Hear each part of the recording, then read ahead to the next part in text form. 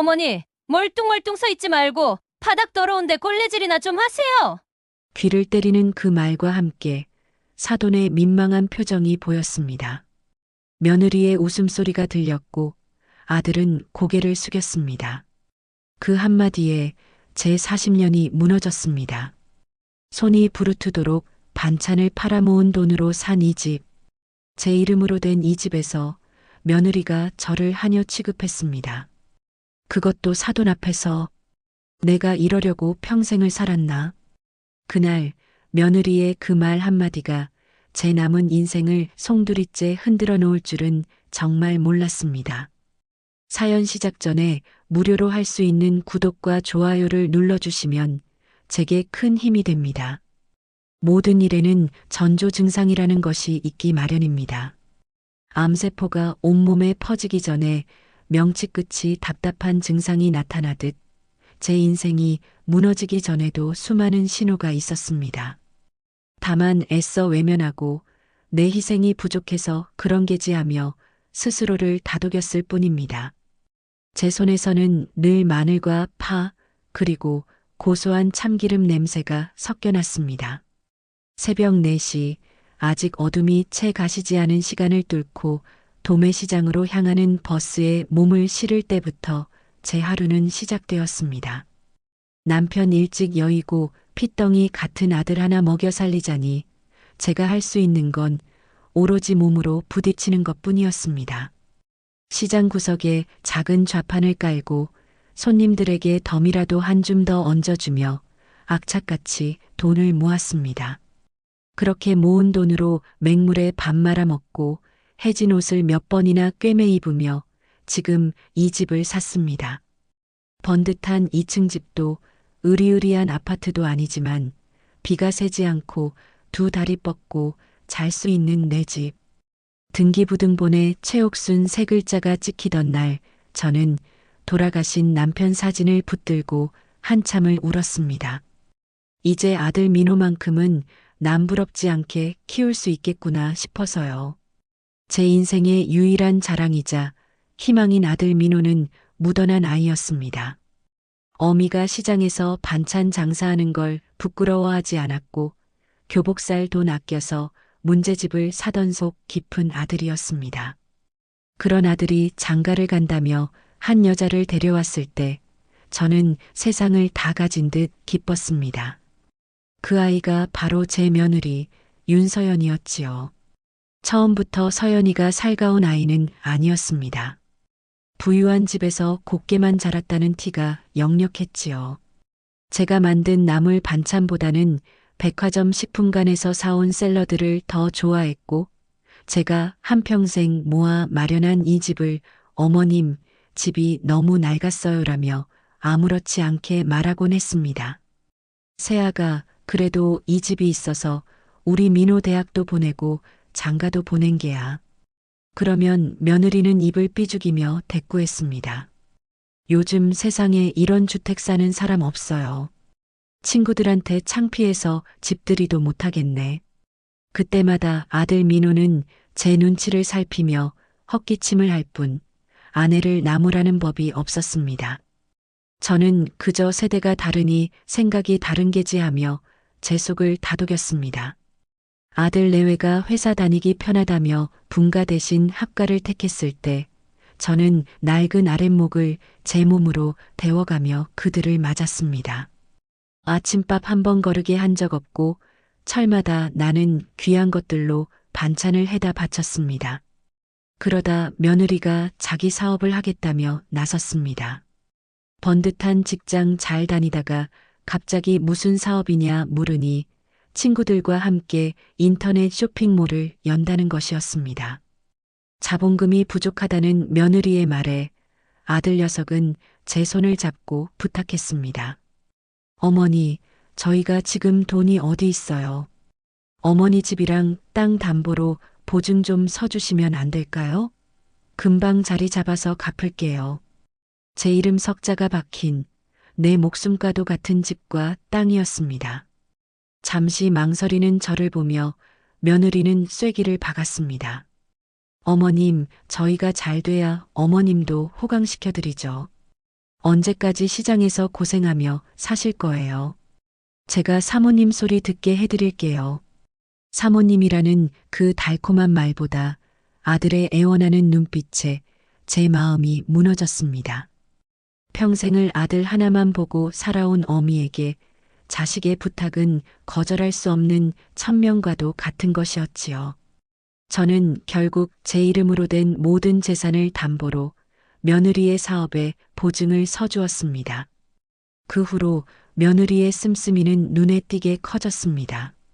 매일같이 새 옷과 가방이 집으로 배달되었고 저녁상에는 제가 만든 반찬 대신 값비싼 배달 음식이 올랐습니다. 어머니, 이런 건 요즘 애들 안 먹어요. 입맛 버려요. 제가 무친 시금치나물을 밀어내며 며느리가 말했습니다. 정성껏 차린 밥상이 무한해지는 순간이었습니다. 아들은 그저 묵묵히 밥만 먹을 뿐이었지요. 저는 그저 사업이 잘 되려나 보다 생각하며 며느리가 벗어놓은 비싼 옷들을 군말 없이 세탁했습니다. 그러던 어느 날이었습니다. 며느리가 아주 들뜬 목소리로 제게 말했습니다. 어머니, 주말에 저희 엄마 아빠 오시기로 했어요. 처음 오시는 건데 상다리 부러지게 한번 차려봐요. 아셨죠? 사돈댁에 잘 보이고 싶은 며느리의 마음을 왜 모르겠습니까? 저는 그 전날부터 시장을 몇 번이나 오가며 가장 좋은 재료들만 골라왔습니다. 갈비찜에 쓸 한우, 잡채에 들어갈 오색 채소, 싱싱한 화로까지. 며칠 밤낮으로 웅크려 잠을 자 허리가 끊어질 듯 아팠지만 아들 내외 체면을 세워주고 싶은 마음에 아픈 줄도 몰랐습니다. 약속한 당일 저는 새벽부터 일어나 음식을 준비하고 집안 구석구석을 쓸고 닦았습니다. 며느리는 미용실에 다녀와야 한다며 아침 일찍 나갔다가 사돈이 오기 직전에야 집에 들어왔습니다. 곱게 화장을 하고 비싼 원피스를 차려입은 며느리는 부엌에서 땀으로 범벅이 된 제 모습을 위아래로 훑쳐보더니 코웃음을 쳤습니다. 어머니, 꼴이 그게 뭐예요? 사돈 오시는데 좀 깔끔하게 하고 계시지. 제 가슴에 첫 번째 비수가 박히는 소리였습니다. 이윽고 사돈 내외가 도착했습니다. 번쩍이는 외제차에서 내리는 그들의 모습은 기름진 반찬 냄새가 밴 제 모습과는 너무나도 다른 세상 사람이었습니다. 며느리와 사돈들은 거실 소파에 앉아 과일을 먹으며 웃음꽃을 피웠고 저는 부엌과 거실을 오가며 마지막 음식들을 내가기 바빴습니다. 아이고 사부인, 이렇게 진수성찬을 다 차리셨네요. 우리 서연이가 복이 많아서 시집도 아주 잘 간 것 같습니다. 사돈의 칭찬은 제게 하는 말이 아니었습니다. 마치 며느리가 다 차린 것처럼 말하는 그들의 대화 속에서 제 존재는 지워져 있었습니다. 그때였습니다. 상을 차리느라 바닥에 떨어진 음식 부스러기를 미처 닦지 못한 것을 하필이면 며느리가 발견했습니다. 그리고 제 인생을 무너뜨린 그 말이 들려왔습니다. 모두가 모여 앉은 거실 한복판에서 며느리는 저를 향해 손가락질하며 외쳤습니다. 어머니, 멀뚱멀뚱 서 있지 말고 바닥 더러운데 걸레질이나 좀 하세요. 그 순간 세상의 모든 소리가 멎었습니다. 제 귀에는 윙하는 이명과 함께 제 심장이 쿵 하고 바닥으로 떨어지는 소리만 들렸습니다.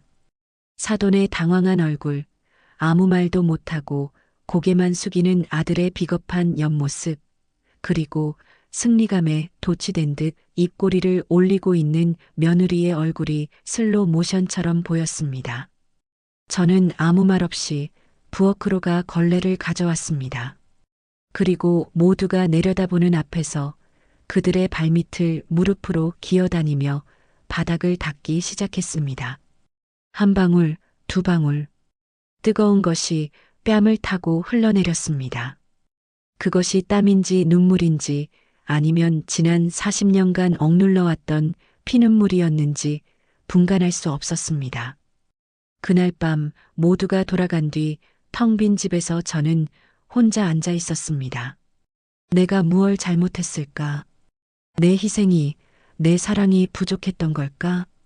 수없이 되뇌었지만 답을 찾을 수 없었습니다.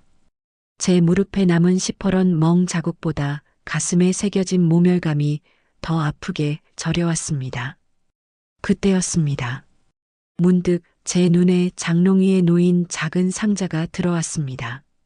먼지가 뽀얗게 쌓인 그 상자 안에는 이 집의 등기부등본과 제 인감도장이 들어 있었습니다. 그것은 제 고단했던 삶의 유일한 증표이자 제 이름으로 된 마지막 자존심이었습니다. 저는 조용히 자리에서 일어나 그 상자를 내렸습니다. 그리고 생각했습니다. 그래, 이 집은 내 것이다. 내 눈물과 땀으로 지은 내 성이다. 지금까지 저는 이 성의 주인이 아니라 그저 성을 지키는 문지기 혹은 청소하는 하녀로 살아왔습니다. 하지만 더 이상은 아니었습니다. 제 안에서 무언가 단단하게 굳어지는 것이 느껴졌습니다. 그 밤 저는 뜬 눈으로 밤을 새웠습니다. 그리고 결심했습니다. 내 자존심을, 내 인생을 짓밟은 대가를 반드시 치르게 하리라고. 내 눈에서 흐른 피눈물을 그들의 눈에서는 진짜 피눈물이 흐르게 만들 것이라고. 다음 날 아침 저는 평소와 같이 아들 내외의 아침상을 차렸습니다. 하지만 제 눈빛은 더 이상 어제의 그 유순한 시어머니의 것이 아니었습니다. 모든 것을 끝낼 준비를 마친 차갑고 단단한 복수의 여신이 그 자리에 서 있을 뿐이었습니다. 폭풍이 지나간 다음 날 아침은 놀라울 만큼 고요했습니다. 하지만 그것은 평화가 아니라 모든 것이 부서지기 직전에 숨막히는 적막이었습니다. 저는 여느 때와 같이 새벽에 일어나 부엌에 섰습니다. 보글보글 끓는 된장찌개 냄새, 밥솥에서 피어오르는 김. 어제와 똑같은 풍경이었지만 그 풍경을 바라보는 제 눈은 더 이상 어제의 그것이 아니었습니다. 예전에는 가족의 아침을 챙기는 보람으로 여겼던 이 모든 행위가 이제는 마지막 만찬을 준비하는 의식처럼 느껴졌습니다. 제 마음속에서는 이미 모든 것이 죽어버렸습니다. 사랑, 연민, 기대, 그리고 어미로서의 정까지도. 40년 세월 동안 제 가슴을 채우고 있던 뜨거운 것들이 모두 빠져나가고 그 자리에는 차갑고 단단한 얼음덩어리 같은 결심만이 남았습니다. 아침상에 앉은 며느리 윤서연의 얼굴은 어제의 승리감으로 반짝이고 있었습니다. 제 눈치를 살피기는커녕 오히려 보란 듯이 의기양양했습니다. 자신이 이 집안의 서열을 완벽하게 정리했다고 생각하는 것이겠지요. 어머니, 오늘 찌개는 좀 짜네요. 어제 무리하셔서 그런가? 다음부턴 신경 좀 써주세요.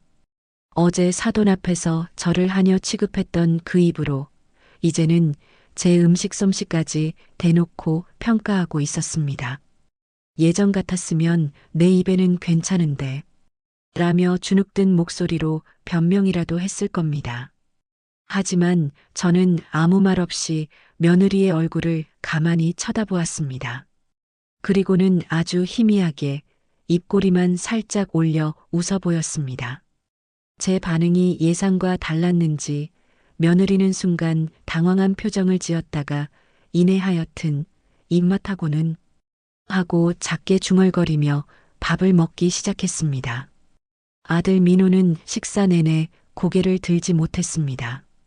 제 얼굴과 아내의 얼굴을 번갈아 훔쳐보며 안절부절 못하는 모습이 가여울 정도였습니다. 식사가 끝나고 제가 설거지를 하고 있을 때 아들이 조용히 등 뒤로 다가왔습니다. 어머니, 어제는 서연이가 좀 심했어요. 제가 대신 사과할게요. 제가 돌아보자 아들은 금방이라도 울 것 같은 얼굴을 하고 있었습니다. 저는 그런 아들의 얼굴을 물기 묻은 손으로 가만히 쓸어주었습니다. 하지만 그 손길에는 예전과 같은 온기가 없었습니다. 됐다. 뭘 사과까지 하니? 다 지난 일인데. 제 목소리는 너무나도 평온해서 아들은 오히려 더 불안한 표정을 지었습니다. 제가 화를 내거나 울기라도 했다면 차라리 마음이 편했을 겁니다. 하지만 모든 감정이 사라진 텅 빈 평온함은 용서가 아니라 포기이며 이해가 아니라 단절의 신호라는 것을 아들은 아직 몰랐습니다. 어머니 정말 괜찮으세요? 그럼 괜찮고 말고 내 어미가 어떤 사람이니? 이까짓 일로 무너질 사람 아니야. 어서 출근 준비나 해라. 저는 아들을 등 떠밀어 방으로 보냈습니다. 아들의 축 처진 어깨를 보면서도 제 마음은 조금도 흔들리지 않았습니다. 이미 늦었습니다. 제 아들은 아내의 남편이 되기로 선택한 그 순간부터 더 이상 온전한 제 아들이 아니었습니다. 방관은 가장 비겁한 형태의 동조이며 침묵은 가장 잔인한 형태의 폭력이라는 것을 저는 제 아들을 통해 뼈저리게 배우고 있었습니다. 그날 오후 며느리는 친구와 통화를 하며 거실이 떠나가라 웃고 있었습니다. 제가 일부러 거실을 지나가자 보란 듯이 목소리를 더 높였습니다. 어머 얘, 말도 마. 우리 시어머니? 내가 아주 꽉 잡고 살잖아. 얼마 전에는 우리 부모님 오셨을 때 아주 제대로 보여줬지. 내 말 한마디면 꼼짝도 못 하신다니까? 시어머니 길들이는 거 별거 아니야. 처음부터 길을 확 죽여놔야 해. 저는 못 들은 척 제 방으로 들어와 문을 닫았습니다. 그리고 조용히 웃었습니다. 그래, 마음껏 떠들어라. 마음껏 우쭐해라. 내가 높이 올라가면 올라갈수록 떨어질 때의 충격은 더 클 것이니. 저는 그날부터 제 삶을 정리하기 시작했습니다. 정리라고 해서 거창한 것이 아니었습니다. 장롱 속에 쌓아두었던 낡은 옷가지들을 꺼내버릴 것을 곤란했습니다. 먼지 쌓인 앨범을 열어 돌아가신 남편의 사진을 한참 동안 들여다보았습니다. 여보, 나 잘하고 있는 거 맞지요? 당신이 있었으면 내가 이 지경까지 오지는 않았을 텐데 하지만 걱정 마세요. 당신이 남겨준 우리 민호, 내가 거둔다고는 말 못하겠소. 이제는 나 최옥순이 인생부터 거둬야겠으니 하늘에서 너무 서운해하지는 마세요. 사진을 닦아 다시 앨범에 넣으며 저는 제 마음의 대들보가 완전히 새로 세워지는 것을 느꼈습니다. 이제 제 삶의 중심은 아들이나 가족이 아니었습니다. 오직 나 자신이었습니다. 며느리는 제가 방에 틀어박혀 조용히 지내는 것을 드디어 자신의 위세에 완전히 굴복했다고 생각하는 듯 했습니다. 저를 대하는 태도는 날이 갈수록 오만해졌습니다. 어머니, 오늘 저녁은 뭐예요? 맨날 나물에 김치, 지겨워 죽겠네. 피자나 시켜 먹을까? 어머니, 제 택배 온 거 없어요? 아니, 현관 앞에 그냥 두지 마시고 방에 좀 갖다 주시라니까. 저는 며느리의 모든 말을 잠자코 듣고 시키는 대로 했습니다. 하지만 제 귀는 며느리의 목소리가 아니라 다른 소리를 듣고 있었습니다. 바로 전화기 너머에서 들려오는 부동산 중개인의 목소리였습니다. 며느리가 아들과 함께 외출한 어느 주말 오후, 저는 드디어 전화를 걸었습니다. 사장님, 저 연희동 최옥순입니다. 예전에 집 보러 오셨던 분, 아직도 저희 집 관심 있으시다고 하셨지요? 아이고, 사모님. 그럼요. 지금이라도 당장 계약하겠다고 난리신데 파실 생각 있으세요? 네. 팔 겁니다. 가장 빠른 날짜로 가장 높은 가격으로 팔고 싶습니다. 대신 모든 것은 비밀로 해주셔야 합니다. 제가 연락드리기 전까지는 저희 아들 내외는 아무것도 알아서는 안 됩니다. 수화기 넘어 중개인의 흥분한 목소리를 들으며 제 심장은 얼음장처럼 차갑게 식어 있었습니다. 이것은 배신이 아니었습니다. 당연한 권리의 행사이며 짓밟힌 존엄을 되찾기 위한 정당방위였습니다. 그날 저녁 며느리는 기분이 좋은지 와인까지 한 병 사들고 들어왔습니다. 어머니는 이런 거 못 드시죠? 저희끼리 마실게요. 그렇게 말하며 아들과 함께 잔을 부딪히는 모습을 저는 소파 구석에 앉아 물끄러미 바라보았습니다. 와인잔에 담긴 붉은 액체가 마치 피처럼 보였습니다. 저들이 마시고 있는 것이 지난 40년간 제가 흘려온 피눈물이라는 것을 저들은 알까요? 아마 모를 겁니다. 그리고 앞으로도 영원히 모를 겁니다. 모든 것을 잃고 길바닥에 나앉아 서로를 원망하게 될 그 순간에도 자신들이 무엇을 잘못했는지 끝까지 깨닫지 못할지도 모릅니다. 상관없었습니다. 저는 더 이상 그들을 가르치거나 이해시킬 의무가 없었습니다. 저는 그저 제 이름으로 된 이 집에서 그들의 존재를 지워버릴 준비를 할 뿐이었습니다. 잠자리에 들기 전 거실에 걸린 가족 사진을 보았습니다. 환하게 웃고 있는 아들과 며느리, 그리고 그들 옆에서 어색하게 미소 짓고 있는 제 모습. 예전에는 그 사진을 보며 이것이 내 행복이구나 생각했습니다. 하지만 이제는 아니었습니다. 사진 속의 저는 행복한 어머니가 아니라 웃고 있는 노예에 불과했습니다. 저는 조용히 사진을 벽에서 떼어냈습니다. 그리고 액자 뒤를 열어 제 사진만 조심스럽게 꺼냈습니다. 아들과 며느리의 웃는 얼굴이 담긴 나머지 사진은 차가운 유리 액자 속에 그대로 다시 닫아두었습니다. 제 손에 들린 제 독사진 속 젊은 날의 최옥순이 저를 보고 말하는 듯 했습니다. 이제야 제대로 찾아왔구나 하고 말입니다. 다음 날 아침 저는 화장대 앞에 앉아 아주 오랜만에 분을 발랐습니다. 평생 시장 좌판과 부엌에서 달아온 얼굴이라 분을 바르는 것조차 어색했습니다. 하지만 오늘은 그래야만 했습니다.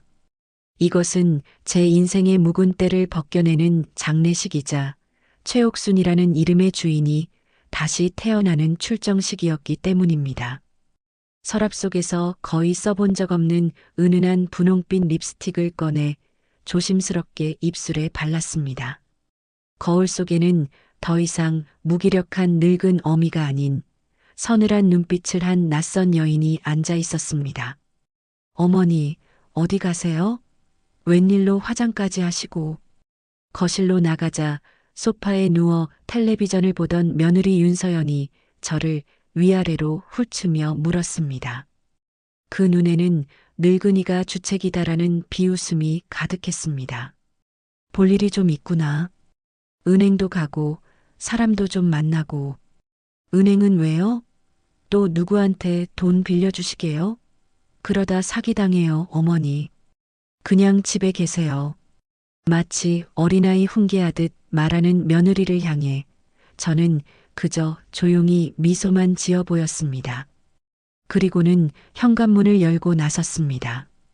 등 뒤에서 어디 가시냐니까요. 하고 외치는 며느리의 목소리가 들렸지만 대답하지 않았습니다.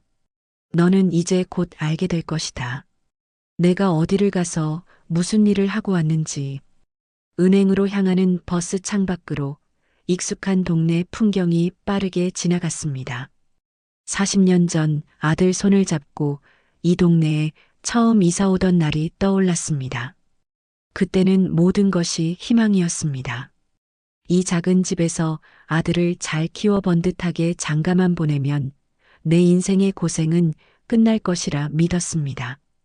하지만 행복은 당연한 권리가 아니었고 희생은 언제나 보상받는 것도 아니었습니다. 저는 창문에 비친 제 낯선 얼굴을 보며 생각했습니다. 최옥순, 너는 너무 늦게 깨달았다. 하지만 아직 끝난 것은 아니다. 은행 안은 한산했습니다. 저는 번호표를 뽑아 잠시 기다린 뒤 가장 안쪽 상담 창구로 향했습니다. 제 앞에 앉은 젊은 은행 직원은 상냥한 미소로 저를 맞았습니다. 어르신, 무엇을 도와드릴까요? 저는 가방에서 주섬주섬 서류를 꺼냈습니다.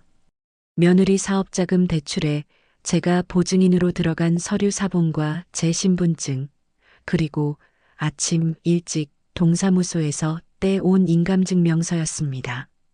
담보대출 보증인 철회하러 왔습니다. 제 말에 은행 직원의 얼굴에서 미소가 사라졌습니다. 그는 의아한 표정으로 서류와 제 얼굴을 번갈아 쳐다보았습니다. 네, 보증을 철회하신다고요? 어르신, 이게 어떤 의미인지 아시지요? 보증을 철회하시면 대출받은 분은 즉시 새로운 담보를 제공하거나 대출금을 상환해야 합니다. 기한 내에 이행하지 못하면 알고 있습니다. 그래서 기한 이익상실도 함께 요청하려고 합니다. 기한 이익상실이라는 제 입에서 나올 것이라고는 상상도 못했던 법률 용어가 튀어나오자 직원의 눈이 동그래졌습니다. 어제 밤새 인터넷을 뒤져가며 찾아낸 제 복수의 가장 날카로운 칼날이었습니다.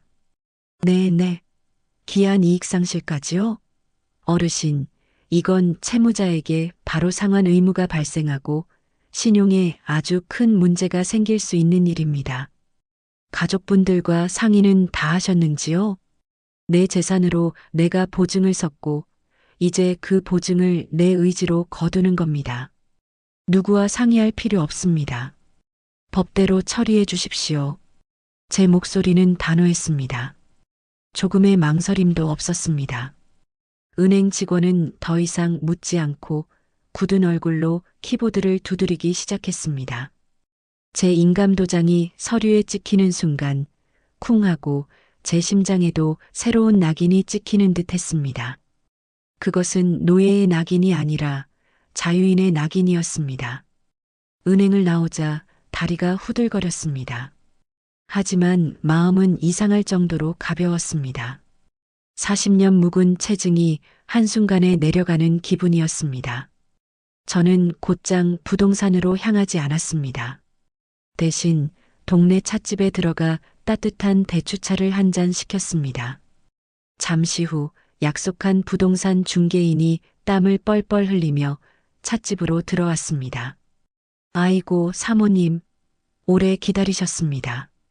제가 은행 일 보시는 동안 매수자 분하고 통화를 마쳤습니다. 오늘 당장이라도 가계약을 하고 싶어 하십니다. 조건은요? 시세보다 조금 더 쳐주시겠답니다.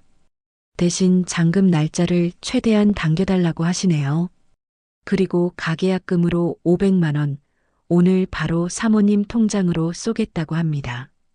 본 계약은 3일 뒤에 바로 진행하고 그때 계약금 10%를 마저 치르겠다고요.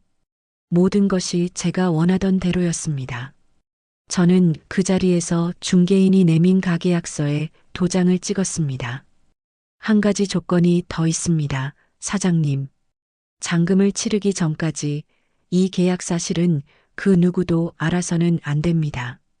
특히 저희 아들 내외에게는요.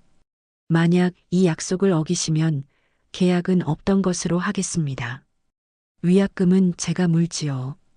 제 단호한 태도에 중개인은 고개를 끄덕이며 몇 번이고 약속했습니다. 잠시 후 제 낡은 휴대폰에 딩동하고 문자 한 통이 도착했습니다. KB은행 입금 500만 원. 저는 그 숫자를 한참 동안 눈에 새기듯 들여다보았습니다. 이것은 그냥 돈이 아니었습니다. 제 40년의 눈물값이었고 앞으로 살아갈 제 인생의 주춧돌이었습니다. 집에 돌아왔을 때 현관문을 열자마자 고성이 터져 나왔습니다. 말이 되는 소리를 해. 갑자기 대출금을 다 갚으라니 은행이 미친 거 아냐? 거실에서는 며느리 윤서연이 휴대폰을 붙들고 악을 쓰고 있었습니다. 아들은 옆에서 어쩔 줄 몰라 하며 쩔쩔매고 있었고요. 제 심장은 아주 차분했습니다. 올 것이 왔구나. 저를 발견한 며느리가 벌떡 일어나 제게 다가왔습니다. 그 얼굴은 분노와 공포로 하얗게 질려 있었습니다. 어머니, 지금 이게 어떻게 된 일인지 아세요? 은행에서 전화가 와서 당장 내일까지 대출금을 다 갚으래요. 안 그러면 집이고 땅이고 다 경매에 넘기겠다고 협박하잖아요. 어머니가 보증 서주신 거잖아요. 어떻게 된 거예요? 며느리는 아직 제가 한 일이라고는 꿈에도 생각하지 못하고 있었습니다. 그저 은행의 실수거나 뭔가 잘못된 것이라 믿고 싶은 듯 했습니다. 저는 아무 말 없이 며느리의 얼굴을 쳐다보았습니다. 그리고는 아주 천천히 입을 열었습니다. 내가 그랬다. 네. 지금 뭐라고 하셨어요? 그 보증, 내가 철회했다. 그리고 당장 갚으라고 내가 은행에 요청했다. 제 말에 며느리의 얼굴이 순간 굳어졌습니다. 분노와 공포가 가득했던 그 눈에 믿을 수 없다는 혼란이 떠올랐습니다. 마치 알아들을 수 없는 외국어를 들은 사람처럼 제 말을 이해하지 못하는 듯 했습니다. 어머니 지금 농담하시는 거죠? 그게 무슨 왜요? 어머니가 왜? 왜냐니? 내가 나한테 걸레질이나 좀 하라고 했을 때 그때 결심했다. 내 집에서, 내 아들 앞에서, 내 부모 앞에서 나를 하녀 취급한 대가가 어떤 것인지 똑똑히 알려줘야겠다고. 제 입에서 걸레질이라는 단어가 나오는 순간 며느리의 눈동자가 세차게 흔들렸습니다. 그제야 모든 조각이 맞춰지는 듯 했습니다. 하지만 여전히 현실을 부정하고 싶은지 며느리는 미친 사람처럼 웃기 시작했습니다. 하하. 어머니, 지금 그 말 한마디 때문에 이러시는 거예요? 고작 그것 때문에? 제가 잘못했어요. 사과할게요. 그러니까 빨리 은행에 전화해서. 그때였습니다. 며느리의 휴대폰이 다시 요란하게 울리기 시작했습니다. 발신자는 아빠였습니다. 며느리는 거의 울상이 되어 전화를 받았습니다. 아빠, 나 어떡해. 은행에서. 하지만 며느리의 말은 곧 수화기 너머에서 터져나온 고함에 묻혀버렸습니다.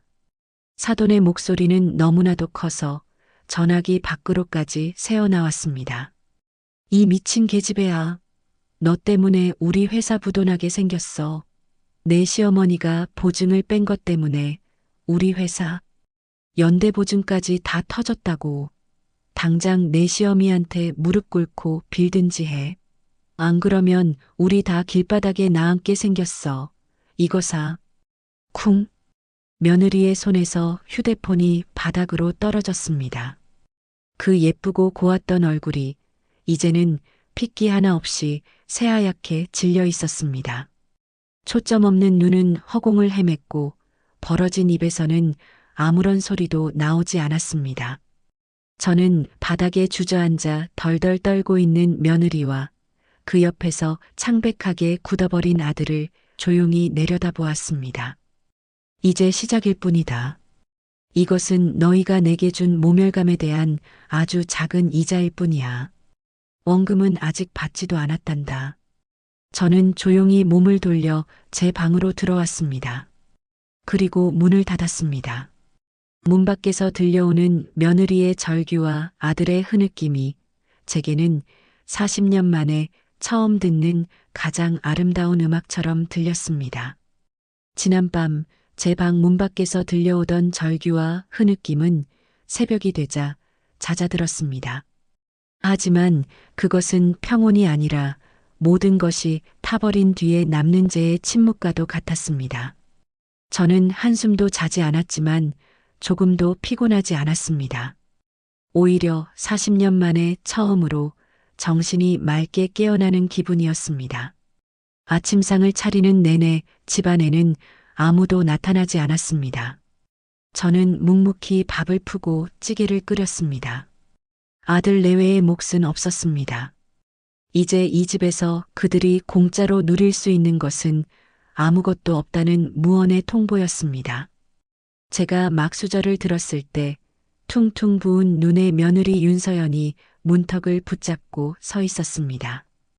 어제의 오만과 의기는 온데간데였고 초라하고 겁먹은 사람 하나만 서 있을 뿐이었습니다. 저는 대답 대신 찌개를 한 숟갈 떠먹었습니다. 제 무시에 그녀의 입술이 파르르 떨렸습니다. 이윽고 쿵 하는 소리와 함께 그녀가 제 앞에 무릎을 꿇었습니다. 용서를 빌며 바닥에 이마를 대고 떨었습니다. 저는 일어나라고 했습니다. 볼썽사납다고 했습니다. 저는 더 이상 그녀의 울음과 사과를 받아줄 마음이 없었습니다. 늦었습니다. 그 아이는 제게 용서를 구하는 것이 아니라 자기 파멸 앞에서 살려달라고 비명을 지르고 있었을 뿐이었습니다. 방에서 나온 아들 민호가 며느리를 부축하며 저를 노려보았습니다. 저는 수저를 내려놓고 조용히 일어섰습니다.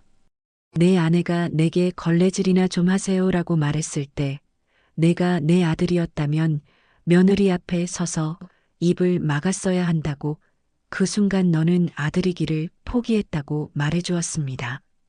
나는 더 이상 너를 내 아들이라 생각하지 않겠다고 너도 나를 어미로 부르지 말라고 이제 우리는 아무 사이도 아니라고 곧 집주인과 내보낼 사람 사이가 될 뿐이라고 분명히 말했습니다. 제 말에 아들의 얼굴이 하얗게 질려갔습니다. 저는 그들을 뒤로하고 식탁을 치웠습니다. 이 집에서 울음은 아무것도 바꾸지 못했습니다. 그날 오후 초인종이 울렸습니다. 문을 열자 사돈 내외가 서 있었습니다. 몇 날 며칠의 전화와 압박으로 진이 빠진 얼굴이었습니다. 저는 문을 활짝 열지도 닫지도 않고 서서 말했습니다. 저는 제 재산권을 행사했고 그 결과는 각자의 선택이 만든 책임이라고요. 사돈이 머리를 조아리며 회사만은 살려달라 했습니다. 저는 고개를 저었습니다. 그리고 물었습니다. 그날 사돈의 귀한 딸이 제게 걸레질이나 좀 하세요라고 했을 때 사돈은 거실에 같이 앉아 계셨으면서 왜 아무 말도 하지 않으셨냐고요. 잿빛이 된 사돈의 얼굴을 보며 저는 현관을 닫았습니다. 사흘 뒤 드디어 본계약을 하는 날이 밝았습니다. 저는 새벽에 일어나 도장과 신분증을 다시 확인했습니다.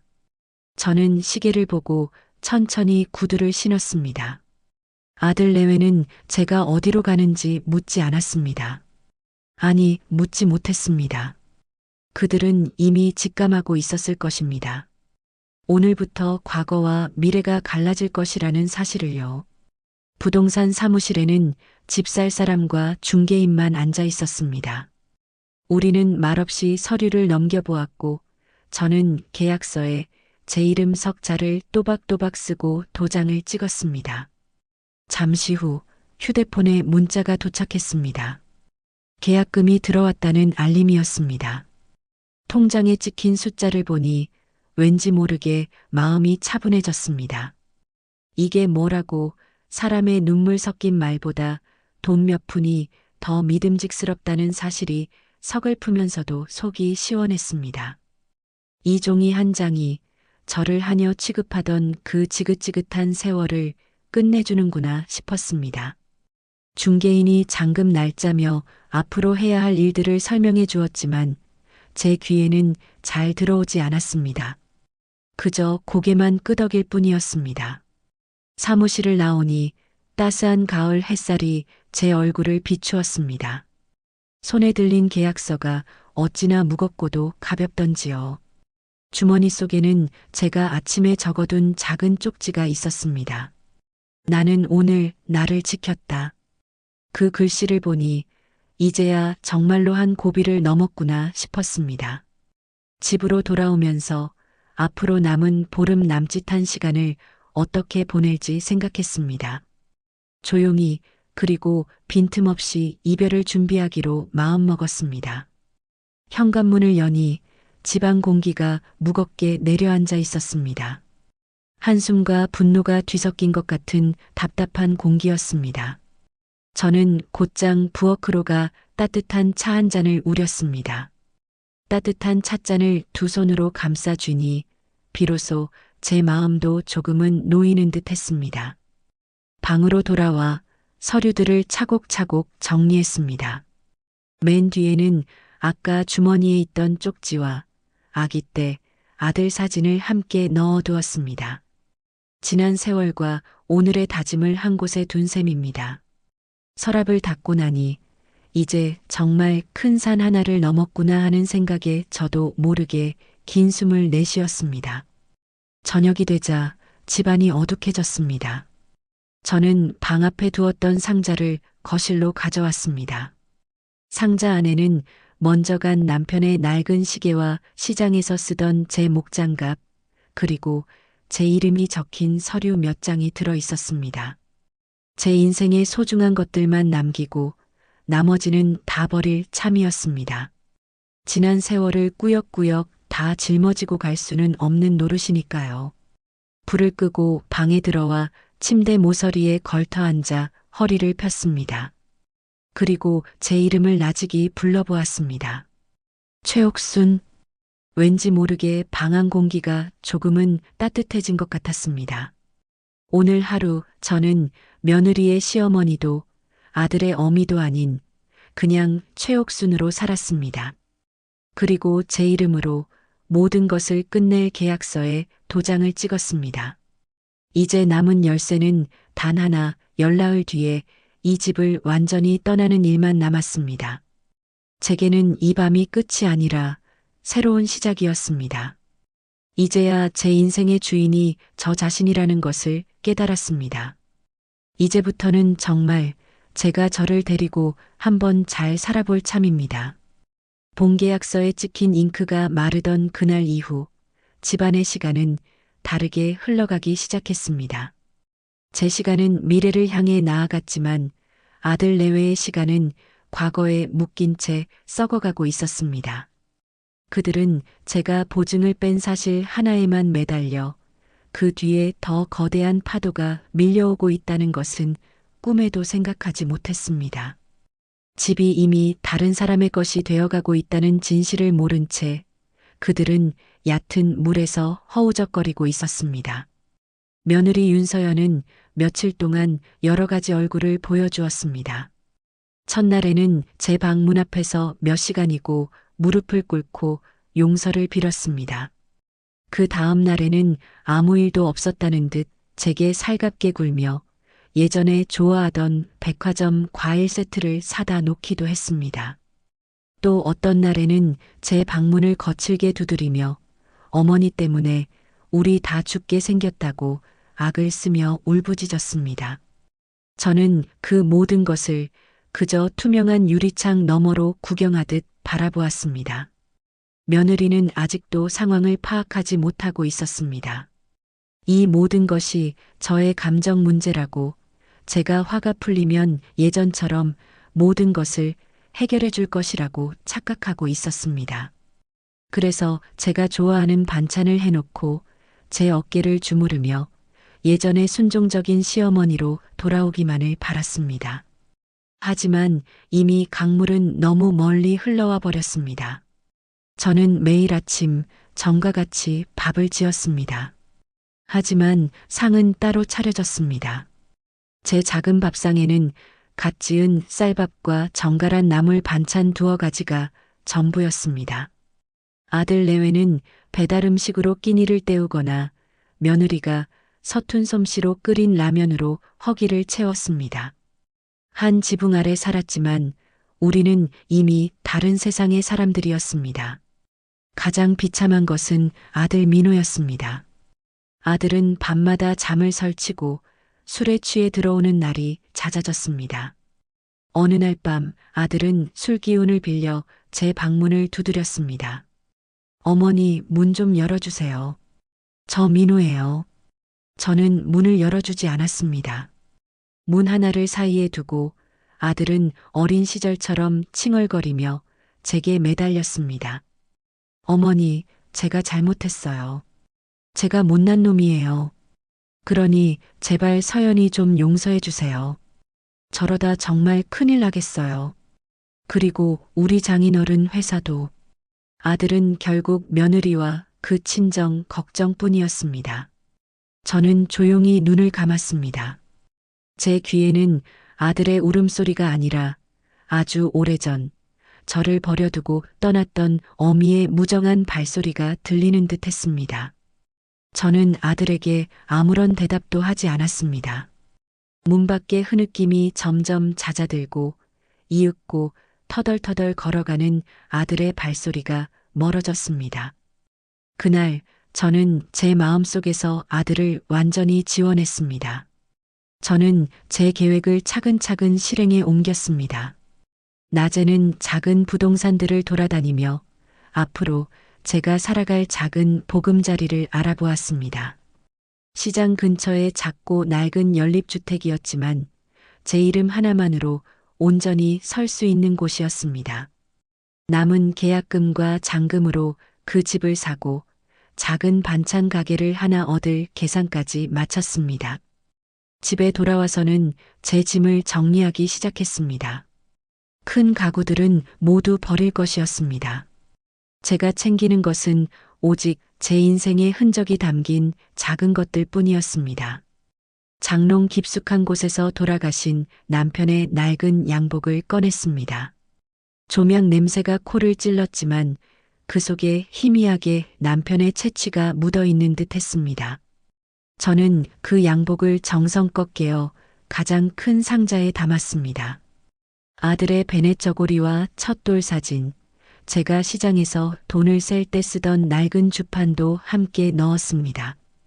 그것들은 제가 버텨온 이유였고, 이제는 버려야 할 이유이기도 했습니다. 제 움직임을 눈치챈 며느리가 제 방으로 뛰어들어왔습니다. 어머니, 지금 뭐 하시는 거예요? 이 짐들은 다 뭐예요? 저는 며느리를 쳐다보지 않고 짐 싸는 것을 계속했습니다. 내 짐이다. 짐은 왜요? 어디 가시게요? 설마 집이라도 나가시게요? 어머니, 이러시면 안 돼요. 지금 어머니가 나가시면 저흰 정말 끝장이에요. 며느리는 제가 집을 나가 시위라도 하는 줄 아는 모양이었습니다. 제 마음을 돌리기 위해 가출이라도 감행한다고 착각하는 것이었습니다. 저는 그 어리석음이 가여워 처음으로 입을 열었습니다. 나가는 건 내가 아니다. 너희들이다. 네, 그게 무슨... 저는 더 이상 설명하지 않았습니다. 알아들을 귀가 없는 자에게 진실을 말해주는 것만큼 어리석은 짓은 없었습니다. 잔금일이 서서히 다가오는 어느 날 저녁이었습니다. 그날따라 집안은 폭풍 전야처럼 고요했습니다. 그때 초인종이 요란하게 울렸습니다. 문을 열자 그 앞에는 술에 취해 몸도 가누지 못하는 박갓사돈과 그를 부축한 안사돈이 서 있었습니다. 회사가 최종 부도 처리되었다는 소식을 들은 모양이었습니다. 사부인, 박갓사돈은 저를 보자마자 다짜고짜 제 바짓가랑이를 붙잡고 늘어졌습니다. 내가 잘못했소. 내 딸년이 죽을 죄를 지었소이다. 그러니 제발 우리 길바닥에 나앉게만 하지 말아주시오. 사부인께서 보증만 다시 서주신다면. 그때였습니다. 그 모습을 보고 뛰쳐나온 며느리가 제 앞을 막아서며 소리쳤습니다. 아빠, 그만하세요. 이런다고 이분 눈 하나 깜짝할 것 같아요? 이분은 지금 우리 다 죽으라고 고사 지내는 사람이에요. 그리고는 저를 향해 도끼 서린 눈으로 외쳤습니다. 그래요, 어머니. 잘났어요. 돈 있고 집 있다고 유세는 혼자 다 떠시네요. 그렇게 저희가 망하는 게 보고 싶으세요? 소원대로 다 망해드릴게요. 대신 어머니도 혼자 외롭게 늙어 죽을 각오나 하세요. 며느리는 자신의 아버지를 끌고 저주를 퍼부으며 집을 나섰습니다. 아들은 그 모든 광경을 망연자실한 표정으로 지켜볼 뿐이었습니다. 저는 조용히 현관문을 닫았습니다. 그리고 제 방으로 들어와 벽에 걸린 달력을 보았습니다. 잔금일까지 앞으로 7일. 저는 그날 날짜 위에 붉은 펜으로 가위표를 크게 그었습니다. 아직 저들은 아무것도 몰랐습니다. 자신들이 발 딛고 서 있는 이 땅이 바로 일주일 뒤면 다른 사람의 것이 된다는 사실을, 자신들의 운명이 바람 앞에 촛불처럼 위태롭다는 사실을, 저는 창밖에 짙은 어둠을 내려다보며 나직이 속삭였습니다. 이제 겨우 절반이 지났을 뿐이다. 너희들의 진짜 지옥은 아직 시작도 하지 않았단다. 그날 밤 저는 40년 만에 처음으로 아주 깊고 평온한 잠을 잤습니다. 장금일이 일주일 앞으로 다가왔습니다. 저는 달력 위 빨간 동그라미를 한 번 더 바라보았습니다. 이제는 돌아갈 길이 없었습니다. 마음이 덜컥 내려앉는 느낌도 있었지만 이상하게도 가슴 한쪽이 시원해졌습니다. 오래 묵은 체증이 조금씩 가라앉는 기분이었습니다. 그날 저는 우체국에 들렀습니다. 법률가와 상의에 작성한 내용 증명을 봉투에 넣어 접수했습니다. 받는 이는 아들 민호와 며느리 윤서연이었습니다. 이 집은 매매가 완료되었고 장금일인 9월 8일까지 비워달라는 내용이었습니다. 말로만 전하면 나중에 말이 바뀔까봐 문서로 남겼습니다. 그동안 저는 말로만 약속하고 말로만 미안해하고 말로만 참아왔습니다. 이제는 말보다 문서가 필요했습니다. 제 삶을 지키기 위해서였습니다. 다음 날 저녁 무렵 아들이 우편물을 전해받고 제 방문 앞에서 서성거렸습니다. 조심스레 노크하는 소리가 들렸습니다. 엄마, 이게 뭐예요? 저는 문을 열지 않았습니다. 침착하게 말했습니다. 읽어보면 안다. 장금일에 나가라. 미리 준비해라. 문 밖에서 한동안 아무 소리도 들리지 않았습니다. 이내 발자국 소리가 멀어졌습니다. 며느리는 밤에 따로 전화를 걸어왔습니다. 울먹이는 목소리였습니다. 어머니, 설마 진심이세요? 농담이시죠? 농담 아니다.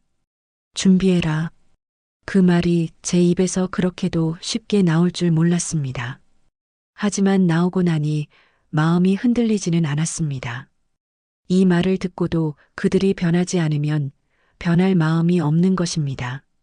저는 제 마음을 다잡고 다음 할 일을 적었습니다. 내 이사 날짜 확정, 주소 이전 접수, 공과금 이전 신청, 장금일 전날 법무사 재확인. 다음 날 아침 저는 재활용 봉투를 한 장 펼쳤습니다. 부엌 서랍 안 오래된 나무 젓가락과 깨진 접시, 쓰다 남은 비닐 장갑들을 차례로 꺼냈습니다. 쓸 것과 버릴 것을 나눴습니다. 쌓아둔 살림살이 중 정작 제 것이었던 것은 얼마 되지 않았습니다. 묘한 마음이 들었습니다. 평생을 살림만 했는데 제 것으로 남길 게 별로 없다니. 그래도 괜찮았습니다. 남은 것들은 가볍고 단단했습니다. 제 이름이 적힌 서류, 오래된 사진 몇 장, 그리고 스스로를 잊지 않게 해주는 작은 메모들 뿐이었습니다. 점심때가 되자 며느리가 제 방 앞에 서서 말했습니다. 어머니, 집을 정말 파셨어요? 왜 우리한테 한마디 상의도 없이? 저는 문 너머로 짧게 대답했습니다. 내 이름으로 산 집이다. 내 이름으로 정리했다. 한참을 웅얼대던 며느리는 끝내 울음을 터뜨렸습니다. 저는 손에 쥔 걸레를 한 번 더 꼭 쥐었다가 내려놓았습니다. 문을 열지는 않았습니다. 그 아이의 울음은 그 아이의 몫이었습니다. 저는 제 일만 하면 됐습니다. 오후에는 동사무소에 가서 주소 이전을 신청했습니다. 새집 주소를 적는 손끝이 조금 떨렸지만 금방 가라앉았습니다. 창구 직원이 새로 이사 가시나 봐요 하고 웃으며 말했을 때 저도 따라 웃었습니다. 짧게 네 하고 대답했습니다. 그 짧은 한마디에 40년이 들어 있었습니다. 저녁에는 작은 촛불을 켰습니다. 제가 젊을 때부터 쓰던 얇은 수첩을 펴고 해야 할 일을 또박또박 적었습니다. 법무사 통화, 장금일 순서 재확인, 공과금 최종 정산, 우편물 전환, 열쇠 인도, 시각 확인, 이삿짐 차량 오전 배치. 수첩에 적힌 글자가 제 마음을 붙들어 주었습니다. 불안이 올라올 때마다 글자를 한 줄씩 천천히 읽었습니다. 읽다 보면 마음이 가라앉았습니다. 손으로 적은 글자는 제 편이었습니다. 다음 날 아침 새벽장을 한 바퀴 돌고 돌아오는 길에 숨을 크게 들이마셨습니다. 아침 공기가 차갑고 깨끗했습니다. 시장에서 사온 고무장갑, 테이프, 상자 라벨을 식탁 위에 펼쳐놓고 방마다 돌아다니며 상자를 채웠습니다. 서류는 서류끼리, 추억은 추억끼리, 버릴 것은 따로. 지난 세월과 오늘의 다짐을 한 상자에 섞어 넣지 않기로 했습니다. 같은 칸에는 같은 것만 담았습니다. 상자 겉면에 큼직하게 적었습니다. 서류 열지 말 것. 사진 이사 후 정리. 버릴 것 즉시. 점심 무렵 저는 싱크대를 닦다가 문득 손등을 보았습니다. 물에 불어 쭈글쭈글해진 손등 위로 푸른 핏줄이 선명했습니다. 평생 고생만 한 손이었지만 창피하지 않았습니다. 이제라도 늦지 않았다고, 이 손으로 남은 인생을 잘 꾸려가자고 마음먹었습니다. 더는 남 때문에 울지 말자고, 제 이름 석자에 부끄럽지 않게 살자고 스스로에게 말했습니다. 그날 저녁 며느리가 술 냄새를 풍기며 문을 두드렸습니다. 한 번만 생각을 바꿔주세요라고 했습니다. 저는 대답하지 않았습니다. 한참을 울다 지쳐 돌아간 뒤 저는 방문 앞 바닥만 마른 걸레로 한번 쓱 닦았습니다. 더는 눈물로 해결할 일은 남아있지 않았습니다. 저는 새집 계약서를 다시 확인했습니다. 시장 끝자락에 있는 작은 연립주택이었습니다. 볕이 잘 들고 계단이 가파르지 않아 제 무릎에도 무리가 덜한 집이었습니다. 집주인에게 잔금을 보내는 날짜와 열쇠 받는 시간을 재확인했습니다. 그리고 이삿짐 센터에 시간을 다시 한번 알렸습니다. 오전 일찍 오라고, 작은 짐만 나를 거라고, 오래 걸리지 않을 거라고 했습니다. 제 짐은 많지 않았습니다. 꼭 필요한 것만 남겼으니까요. 저는 베란다 창문을 열고 작은 금속 쟁반을 꺼냈습니다. 오래된 사진 몇 장과 손편지 몇 통만 조심스레 골랐습니다. 사진을 쟁반 위에 올리고 가장자리부터 불을 붙였습니다. 종이가 타서 재가 되자 바로 물에 담가 완전히 껐습니다. 연기는 금방 사라졌습니다. 흔적을 남기지 않으려는 뜻이었습니다. 버린 것은 사진이 아니라 붙잡고 있던 미련이었습니다. 냄새를 맡고 나온 민호가 무슨 냄새냐고 물었습니다. 저는 오래된 것 조금 정리했다 하고 짧게 말했습니다. 아이처럼 더 묻지는 못했습니다. 이사 하루 전 저는 마지막 목록을 점검했습니다. 체크해야 할 것들을 확인하고 저는 수첩에 완료라고 작게 써넣었습니다. 제 안에서 작은 종이 똑하고 울리는 것 같았습니다. 그날 밤 아들 민호가 제 방문 앞에 한참을 서 있었습니다. 문틈 사이로 그림자가 보였습니다. 저는 문을 열지 않았습니다. 한참 뒤 발자국 소리가 멀어졌습니다. 그 아이의 마음이 어떤지 모르는 바 아니었습니다. 그래도 이제와 제가 해줄 수 있는 것은 없었습니다. 미안함도 원망도 불쌍한 마음도 모두 문 밖에 두었습니다. 내일 저는 제 이름으로 문을 나설 것이었습니다. 이사하는 날 아침, 아직 해가 완전히 뜨기 전이었습니다. 저는 신발을 가지런히 신고 옷매무새를 가다듬었습니다. 손에 든 작은 가방은 가벼웠습니다. 이것저것 다 버려서가 아니라 필요한 것만 남겨서였습니다. 마지막으로 현관 문손잡이를 닫고 조용히 돌렸습니다. 문틈으로 서늘하고도 상쾌한 새벽 공기가 훅 들어왔습니다. 저는 계단을 한 계단씩 내려갔습니다. 뒤돌아보지 않았습니다. 이삿짐 센터가 약속한 시간에 맞춰 도착했습니다. 제 짐은 많지 않아 금방 차에 실렸습니다. 기사님이 금방 끝나겠어요 하고 웃었습니다. 저도 고개를 끄덕이며 웃었습니다. 작은 웃음이 참 오래간만이었습니다. 새 집에 도착하자 저는 문을 열고 제일 먼저 창문을 활짝 열었습니다. 공기가 상쾌하게 들어왔습니다. 부엌 싱크대를 한번 닫고 작은 주전자에 물을 올렸습니다. 따뜻한 물이 끓는 동안 저는 거실 한가운데 놓인 상자 위에 잠시 앉았습니다. 텅 빈 방이 한눈에 들어왔습니다. 한때는 복잡하고 시끄럽던 제 마음이 지금은 놀랍도록 조용했습니다. 간단히 짐을 풀고 나서 밖으로 나가 돌아오는 길에 시장에서 김치와 나물 2가지를 샀습니다. 저녁에는 작은 밥솥에 쌀을 씻어 밥을 안쳤습니다. 딱 제 몫의 밥이었습니다. 된장찌개를 끓이고 김치와 나물을 접시에 담았습니다. 젓가락을 들기 전에 저는 잠시 2손을 모았습니다. 누구를 위해서가 아니라 오롯이 저 자신을 위한 밥상이었습니다. 한 숟갈, 또 한 숟갈. 따뜻한 밥이 목을 타고 내려갈 때 가슴이 뜨끈해졌습니다. 저도 모르게 눈시울이 붉어졌습니다. 서러움이 아니라 안도감이었습니다. 식사를 마치고 저는 수첩을 다시 폈습니다. 마지막 줄에 조용히 적었습니다. 선이사 완료. 그리고 그 아래에 또박또박 덧붙였습니다. 장금일 새 주인에게 열쇠 인도, 법무사에게 서류 주기, 인수인계 끝내기. 펜 끝이 종이를 누르는 감각이 분명했습니다. 오늘이 끝이 아니라 시작이라는 뜻이었습니다.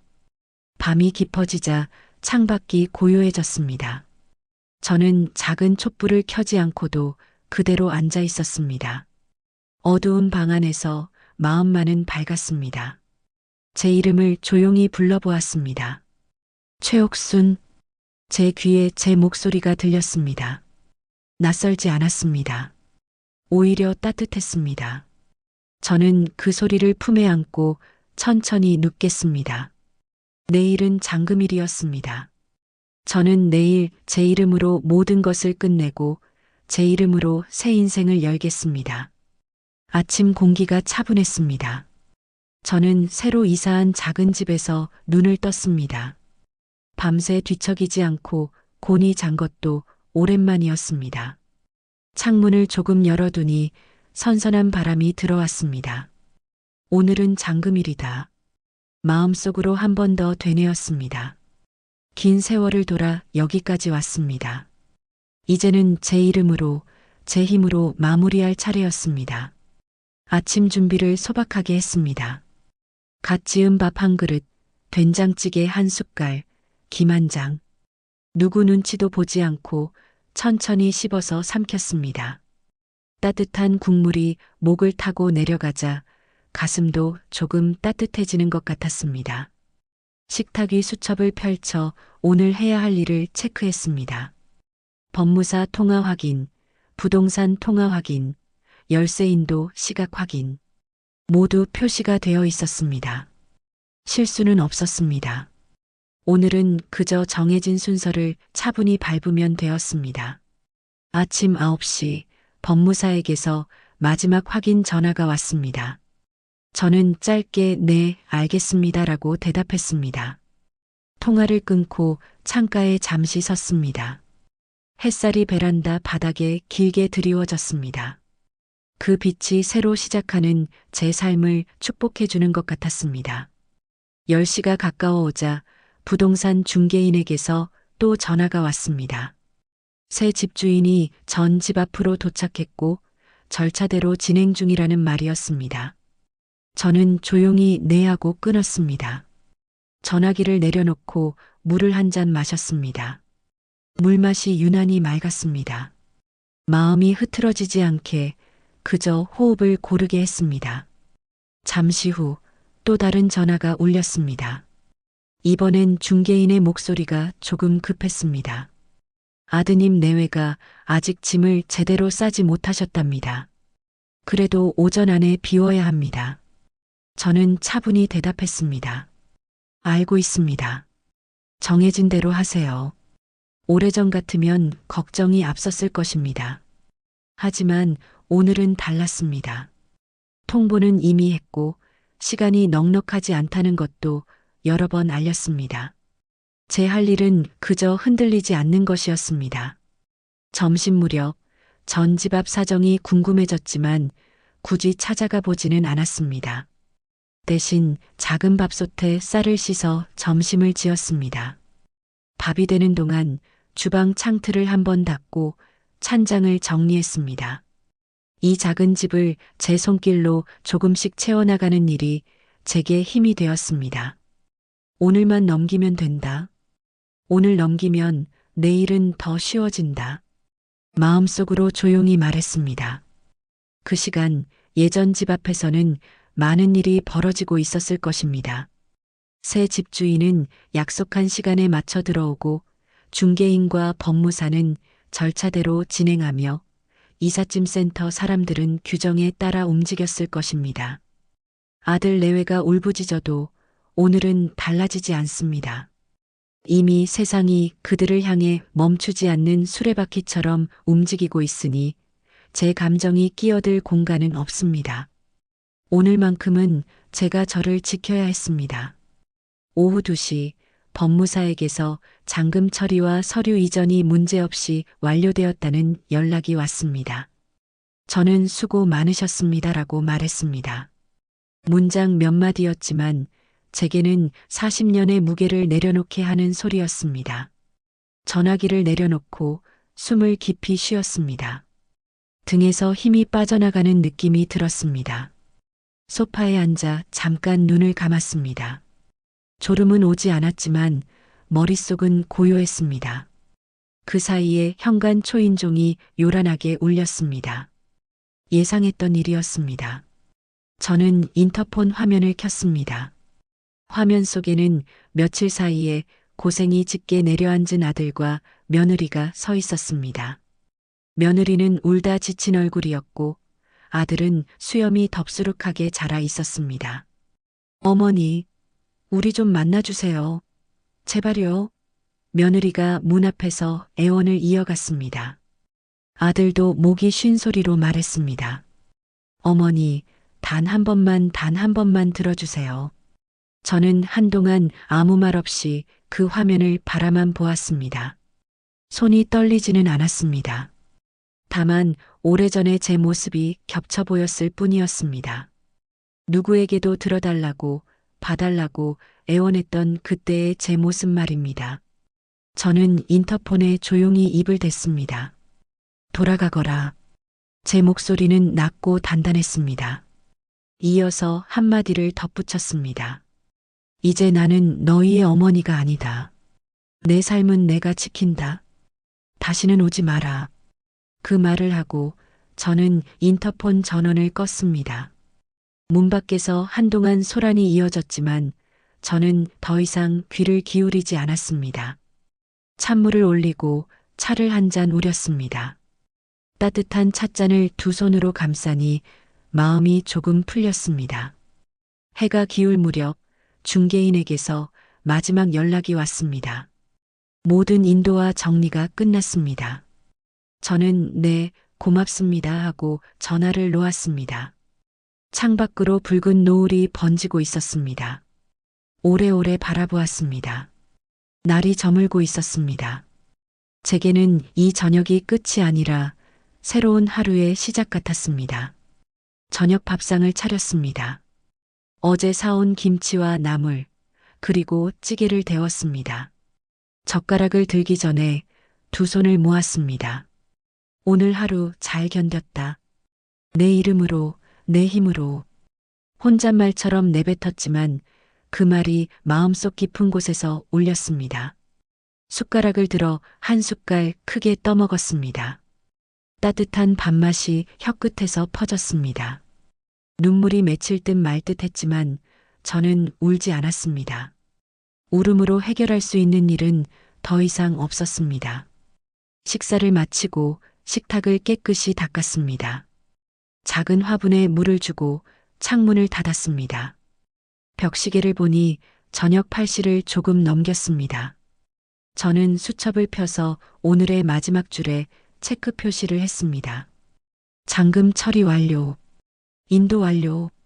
연락 완료. 펜 끝이 종이를 치는 감촉이 분명했습니다. 수첩을 덮는 손길이 가벼웠습니다.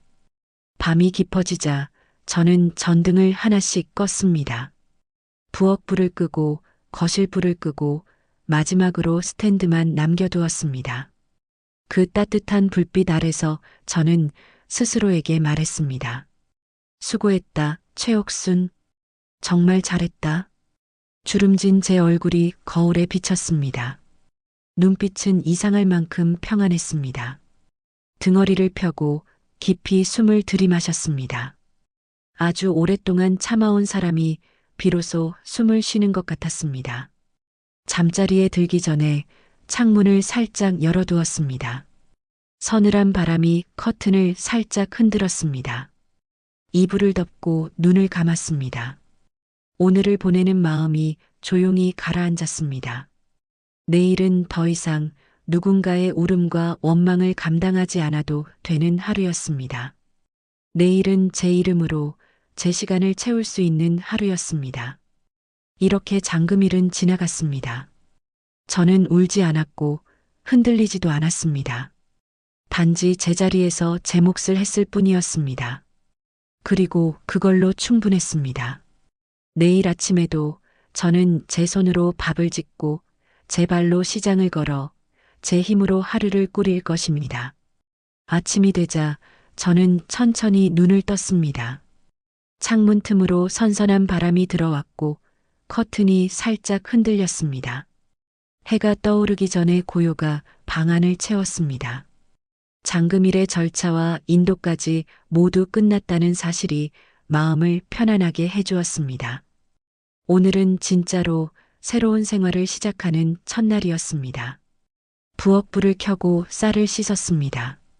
손바닥 위에서 구르는 작은 쌀알을 보며 생각했습니다. 이제는 이 밥을 제 손으로 지어 제 입으로 넣습니다. 누구의 눈치도 보지 않습니다. 된장을 풀고 파와 두부를 썰어 넣어 찌개를 올렸습니다. 김이 오르자 부엌이 금세 따뜻해졌습니다. 상 위에 김치와 나물 2가지를 올리고 천천히 밥을 먹었습니다. 따뜻한 국물이 목으로 넘어가며 가슴이 살짝 뜨거워졌습니다. 눈물이 차오르려 했지만 울지 않았습니다. 오늘은 울음이 아니라 밥이 필요한 날이었습니다. 식탁 옆 수첩을 펼쳤습니다. 오늘 할 일을 또박또박 적었습니다. 간판 점검, 반찬 용기 확인, 카드 단말기 점검, 위생 모자와 장갑 준비, 상인의 회비 납부 단골 연락처 정리. 마지막 줄에 오늘도 천천히 그러나 끝까지라고 썼습니다. 저는 그 문장을 한 번 소리 없이 읽었습니다. 제 등을 살짝 밀어주는 손 같았습니다. 집을 정리하던 지난 날들이 떠올랐습니다. 사돈 앞에서 며느리가 제게 내뱉던 말, 걸레질이나 하라는 그 한마디가 제 삶을 갈랐습니다. 그날 저는 마음속에서 아들을 놓았습니다. 그날 이후 저는 제 이름으로 된 집에 보증을 거두고 집을 팔고 날짜를 정하고 잠금일에 열쇠를 넘겼습니다. 누구에게도 떠맡기지 않고 제 책임으로 마무리했습니다. 늦었지만 가장 정확한 길이었습니다. 그 결정을 떠올리면서도 마음은 무겁지 않았습니다. 이제는 과거가 저를 붙잡지 못했습니다. 장바구니를 들고 시장으로 걸었습니다. 골목 끝 시장 입구에는 벌써 분주한 소리가 파도처럼 밀려왔습니다. 야채 상자 위로 도라지와 미나리가 가지런히 놓여 있었습니다. 상인이 저를 보며 말했습니다. 오늘 물건이 좋다고요. 저는 웃으며 고개를 끄덕였습니다. 재료의 숨결이 살아있어야 밥상이 살아납니다. 오래 살림을 하며 제가 몸으로 배운 한 줄 진리였습니다. 가게 셔터를 올리고 불을 켰습니다. 옥순이네 반찬이라는 간판을 손끝으로 살짝 쓸었습니다. 제 이름 석자가 가게 문 앞에서 또렷했습니다. 이곳이 제 새로운 시작점이었습니다. 큰 볼을 꺼내 도라지 껍질을 벗기고 소금에 살짝 절여 헹궜습니다. 고춧가루, 다진 마늘, 참기름을 넣어 조용히 무쳤습니다. 시금치는 데쳐 물기를 꼭 짜서 간장과 참기름, 깨소금을 넣어 버무렸습니다. 멸치볶음은 불을 세게 하지 않고 천천히 달고 간장 향을 살렸습니다. 매실청 한 방울로 마무리하니 윤기가 돌았습니다. 반찬들을 쇼케이스에 정갈하게 담고 유리를 한번 닦았습니다. 보기 좋은 밥상은 마음까지 가지런히 만들었습니다. 상인의 사무실에 들러 봉투에 담아온 회비를 내고 위생교육 일정을 메모했습니다. 돌아오는 길 저는 마음속으로 오늘 일을 다시 정리했습니다. 이제는 부탁이나 변명이 아니라 확인과 실행으로 하루를 채우겠다고 다짐했습니다. 제 하루를 제가 책임지기로 했습니다. 가게로 돌아오니 첫 손님이 쇼케이스 앞에서 반찬을 살피고 있었습니다. 저는 허리를 펴고 인사했습니다. 도라지는 오늘 가장 아삭하게 무쳤습니다. 손님이 한 점 맛을 보시고 조용하게 말했습니다. 짜지 않고 맛있네요. 그 한마디가 제게는 큰 상처럼 느껴졌습니다. 맞은편 약국 사장님은 깻잎 장아찌를 찾으셨고 점심 무렵에는 간호사 두 분이 들어와 시금치 무침이 맛있다며 사가셨습니다. 저는 그릇을 두 손으로 받쳐 반찬을 건넸습니다. 반찬은 제 손에서 건너가는 제 마음이었습니다. 카드 단말기에서 삐빅 소리가 날 때마다 마음속에서도 작은 종이 똑하고 울렸습니다. 오늘이 알차게 쌓인다는 뜻이었습니다. 한낮의 분주함이 잠시 잦아들자 저는 칼과 도마를 씻어 제자리에 두고 냉장고 온도를 확인했습니다. 주문한 용기가 도착하자 라벨을 붙여 선반에 차곡차곡 얹었습니다. 대용기, 소용기, 소스컵, 테이프, 작은 질서는 큰 평화를 만들었습니다. 적어둔 글씨를 보는 것만으로도 머릿속이 함께 정리되는 것 같았습니다. 해가 기울 무렵 학교에서 돌아오는 한 아이가 가게 앞을 기웃거렸습니다. 저는 물 한 컵과 김부각 한 점을 건넸습니다. 아이가 고맙습니다 하고 꾸벅 인사했습니다. 말은 짧았지만 제 하루의 피로가 그 한마디에 조금 가셨습니다. 누군가에게 작은 온기라도 나눌 수 있는 날은 살만한 날이었습니다. 저녁 무렵 허리가 굽은 할머니가 다시 오셨습니다. 어제 드셨던 반찬을 기억하고 오셨고 오늘은 콩나물 무침을 권해드렸습니다. 계산하시는 손이 조금 서툴러 보였지만 저는 대신하지 않았습니다. 그분의 자존심을 지켜드리고 싶었습니다. 대신 봉지를 단단히 묶어들기 좋게 건넸습니다. 문이 닫히며 종소리가 작게 울렸습니다. 저는 그 소리를 듣고 고개를 숙였습니다. 사람과 사람이 오가는 이 작은 가게가 누군가의 하루를 살게 하는 힘이 되기를 바랐습니다. 문을 닫기 전 쇼케이스 유리를 마지막으로 닦았습니다. 팔지 못한 반찬은 작은 용기에 담아 시장 경비실에 두고 왔습니다. 야근하는 분들이 드시면 좋겠다고 생각했습니다. 집으로 돌아와 손을 씻고 거울을 보니 주름 사이로 오늘의 빛이 비쳤습니다. 늙은 얼굴이었지만 눈빛은 흔들리지 않았습니다. 오래 버텼고 끝내 흔들리지 않았습니다. 책상에 앉아 가계부를 정리했습니다. 수입과 지출이 맞아떨어졌습니다. 옆 노트에 오늘의 한 줄을 적었습니다. 누구에게도 기대지 않고 하루를 채웠다. 제 이름으로 만들고 제 이름으로 건넸다. 작은 점을 하나 찍고 노트를 덮었습니다. 그 점이 오늘의 끝이었습니다. 창문을 살짝 열었습니다. 골목 가로등 불빛 아래 작은 벌레가 몇 마리 날았습니다. 멀리서 버스 지나가는 소리가 희미하게 들렸습니다. 저는 따뜻한 차를 한 모금 마시고 조용히 제 이름을 불렀습니다. 최옥순, 오늘도 잘했다. 그 말이 제 등을 토닥였습니다. 아무도 해주지 않던 칭찬이었지만 제게는 가장 큰 위로였습니다. 사돈 앞에서 며느리에게 모욕을 당하던 그날을 조용히 떠올렸습니다. 그날 이후 저는 마음의 문을 닫고 다시 제 이름으로 열었습니다. 그리고 저는 제 삶을 되찾았습니다. 그 과정이 저를 더 단단하게 만들었습니다. 이제 저는 압니다. 울음으로 바꿀 수 있는 일은 없었습니다. 바꾼 것은 서류와 도장, 날짜와 금액, 그리고 제 의지였습니다. 오늘도 저는 제 의지로 하루를 채웠습니다. 내일도 그럴 것입니다. 새벽이 오면 다시 장을 보고 반찬을 만들고 손님을 맞이하겠지요. 그렇게 오늘도 살았고 내일도 살겠습니다. 제 삶은 이제 완전히 제 것이 되었습니다. 밤이 깊어졌습니다. 불을 하나씩 끄고 마지막 스탠드만 남겨두었습니다. 조용한 방 안에서 마음은 더 조용해졌습니다. 저는 이불을 당겨 덮고 눈을 감았습니다. 그리고 아주 조용히 다시 한번 제 이름을 불렀습니다. 최옥순. 방 안 공기가 아주 조금 더 따뜻해졌습니다. 오늘 옥순 씨의 이야기는 모욕과 배신이 한 사람의 인생을 어디까지 흔들 수 있는지, 그리고 자신의 이름으로 다시 일어서는 용기가 어떻게 우리를 자유롭게 하는지를 보여주고 있습니다. 우리 모두 살다 보면 후회되는 순간이 있기 마련입니다.